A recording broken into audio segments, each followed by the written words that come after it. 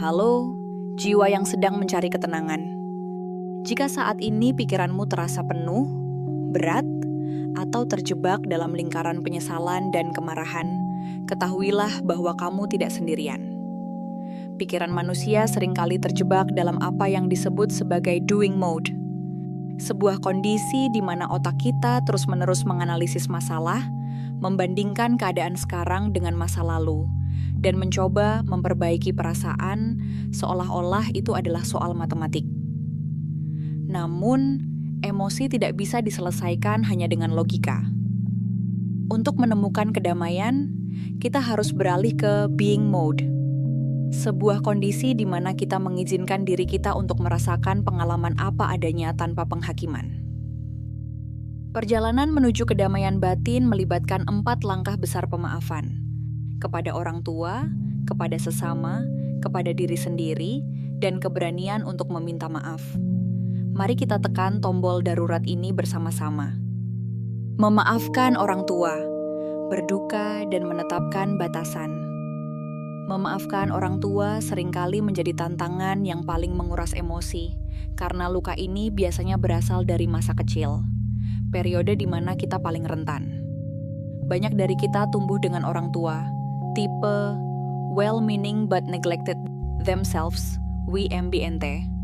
Mereka bermaksud baik, namun gagal memberikan validasi emosional karena mereka sendiri tidak pernah mendapatkannya saat tumbuh dewasa.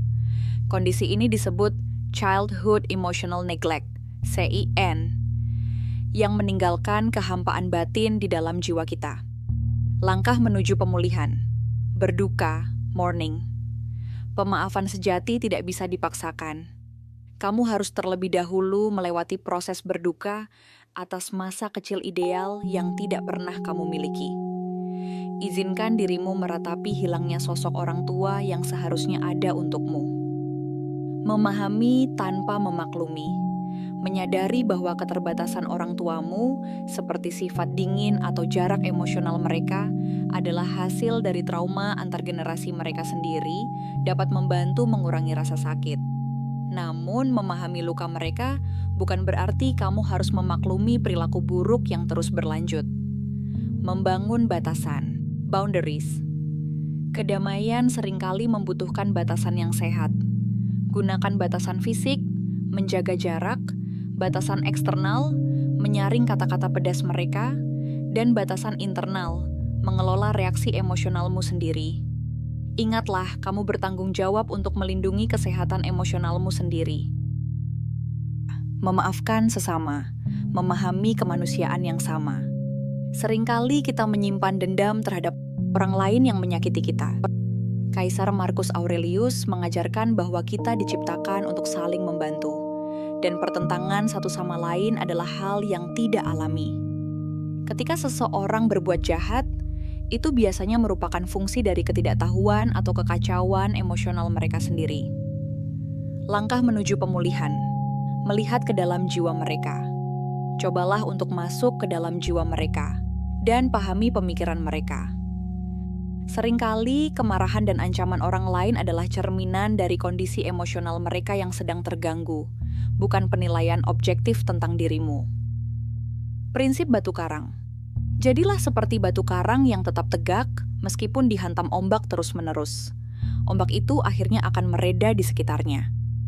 Ingatlah bahwa tidak ada orang yang benar-benar bisa melukaimu, kecuali jika kamu membiarkan pikiranmu terganggu oleh pendapat mereka. Gunakan rumah tamu. Sambutlah kemarahan atau kebencianmu sebagai tamu di dalam rumah jiwamu, seperti puisi Rumi. Jangan mengusir mereka dengan paksa, biarkan mereka ada, amati mereka, dan mereka akan berlalu setelah memberikan pelajaran yang mereka bawa. Memaafkan diri sendiri, menghilangkan cacat fatal. Langkah tersulit mungkin adalah memaafkan sosok yang kamu lihat di cermin. Banyak penyintas trauma membawa perasaan bahwa ada yang salah secara mendasar dengan diri mereka, sebuah kondisi yang disebut sebagai fatal flaw. Kita sering menyalahkan diri sendiri atas kegagalan kita di masa lalu atau cara kita bertahan hidup. Langkah menuju pemulihan, melihat tubuh sebagai saksi. Sadarilah bahwa banyak reaksi negatifmu di masa lalu, seperti kemarahan yang meledak-ledak atau perasaan mati rasa, adalah respons biologis otakmu untuk melindungimu dari bahaya, bukan tanda karakter yang buruk. Tubuhmu hanya mencoba bertahan hidup. Self-affirmation, afirmasi diri. Fokuslah pada momen-momen di mana kamu pernah bersikap baik, jujur, atau berani. Memikirkan kualitas positifmu dapat meningkatkan kadar serotonin di otak, yang membantu menenangkan sistem alarm amigdala, yang selama ini membuatmu merasa bersalah. Sabar terhadap anak kecil di dalam. Perlakukan dirimu dengan kesabaran yang sama seperti saat kamu melatih seekor anak anjing yang lucu. Memberikan tekanan berlebih hanya akan memperburuk keadaan. Katakan pada anak kecil di dalam dirimu bahwa ia sudah aman sekarang. Perlakukan dirimu dengan kesabaran yang sama seperti saat kamu melatih seekor anak kucing yang lucu. 4. Meminta maaf. Mengembalikan integritas diri. Meminta maaf kepada orang yang pernah kita sakiti adalah tindakan keberanian dan integritas tertinggi. Rasa bersalah yang sehat adalah sinyal bahwa hati nuranimu masih bekerja dengan baik. Langkah menuju pemulihan. Mengambil tanggung jawab. Berhenti melihat diri sendiri hanya sebagai korban, dan mulailah mengambil tanggung jawab atas tindakanmu saat ini. Ini adalah awal dari pemberdayaan diri. Restitusi. Ganti rugi. Meminta maaf seringkali membutuhkan tindakan nyata untuk memperbaiki kerusakan yang telah terjadi. Dengan melakukan restitusi, kamu membangun kembali rasa keadilan dan tatanan di dalam hidupmu sendiri. Kejujuran yang membebaskan. Katakanlah kebenaran meskipun itu menyakitkan. Menghilangkan rahasia dan kepura-puraan akan melepaskan beban stres kronis yang selama ini menghabiskan energi mentalmu. Penutup, membangun spiral ke atas, the upward spiral. Pemaafan bukanlah tujuan akhir, melainkan sebuah proses berkelanjutan untuk menciptakan upward spiral atau spiral ke atas menuju kesehatan mental yang lebih baik. Kamu tidak harus melakukan segalanya dengan sempurna hari ini. Mulailah dengan perubahan kecil. 1 napas sadar, 1 keputusan untuk tidak menghakimi diri sendiri, atau 1 tindakan kasih sayang. Gunakan ruang napas 3. Menit kapanpun kamu merasa sesak. 1 menit untuk menyadari apa yang sedang terjadi di pikiran dan tubuhmu sekarang. 1 menit untuk mengumpulkan. Fokuskan perhatianmu hanya pada sensasi napas. 1 menit untuk memperluas. Rasakan tubuhmu secara utuh dan katakan, apapun itu, ia sudah ada di sini. Biarkan aku merasakannya. Kedamaian adalah hak lahirmu. Dengan memaafkan, kamu tidak sedang mengubah masa lalu, tetapi kamu sedang membebaskan masa depanmu. Teruslah bernapas, teruslah melangkah kecil, dan ingatlah bahwa kamu layak untuk dicintai dan merasa utuh kembali.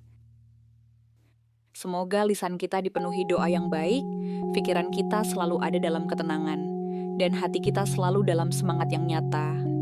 Bersama Ruang Tenang Kinanti, sampai jumpa lagi di cerita berikutnya. Sanggahan atau disclaimer, narasi di Ruang Tenang ini hanya bertujuan untuk memberikan informasi, dan bukan merupakan pengganti konsultasi dengan tenaga medis atau kesehatan mental profesional. Jika Anda saat ini sedang mengalami episode depresi klinis atau trauma yang berat, sangat disarankan untuk mencari bantuan ahli sebelum melakukan praktik mandiri ini. Penulis tidak bertanggung jawab atas segala dampak yang muncul dari penerapan informasi ini tanpa pengawasan medis yang kompeten.